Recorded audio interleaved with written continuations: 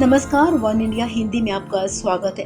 हाल ही में मोदी सरकार ने देश में नई शिक्षा नीति लागू की है।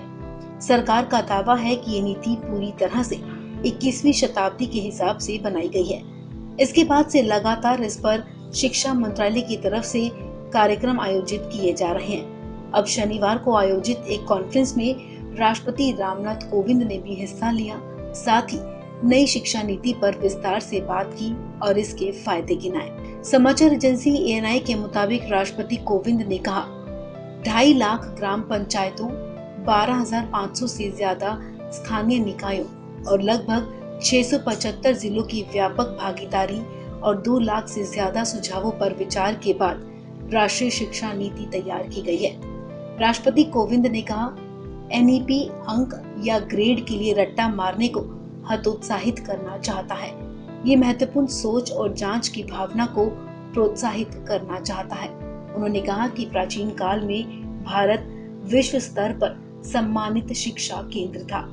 तक्षशिला और नालंदा के विश्वविद्यालयों को प्रतिष्ठित दर्जा प्राप्त था, लेकिन आज भारत के उच्च शिक्षा संस्थानों को वैश्विक रैंकिंग में उच्च स्थान प्राप्त नहीं है। उन्होंने कहा कि हमारी परंपराओं में जिज्ञासा को हमेशा प्रोत्साहित किया जाता रहा है। जिज्ञासा को जिज्ञासा से ज्यादा महत्व दिया गया है। ऐसे में राष्ट्रीय शिक्षा नीति का उद्देश्य 21वीं सदी की जरूरतों को पूरा करने की दिशा में हमारी शैक्षणिक प्रणाली को पुनर्जीवित करना है।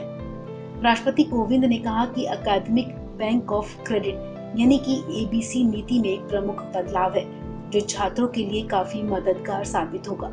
ये विभिन्न उच्च शिक्षा संस्थानों से अर्जित एकेडमिक क्रेडिट को डिजिटल रूप से संग्रहित करेगा, ताकि छात्रों द्वारा अर्जित क्रेडिट को ध्यान में रखते हुए डिग्री प्रदान की जा सके। उन्होंने कहा कि एबीसी छात्रों को उनकी व्यावसायिक या बौद्धिक आवश्यकताओं के मुताबिक पाठ्यक्रम लेने की अनुमति देगा।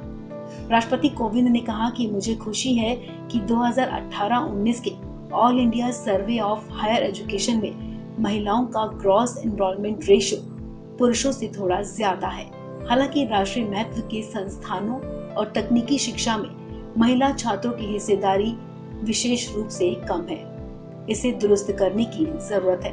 राष्ट्रपति ने कहा कि मुझे यकीन है कि राष्ट्रीय शिक्षा नीति हमारे देश के इतिहास में एक मील का पत्थर साबित होगा। उन्होंने कहा कि ये न केवल हमारे युवाओं के भविष्य को मजबूत करेगा, बल्कि हमारे देश को आत्मनिर्भर बनाने के लिए तैयार करेगी। इस खबर में फिलहाल इतना ही। तमाम अपडेट्स के लिए आप बने रहिए वन इंडिया हिंदी के साथ।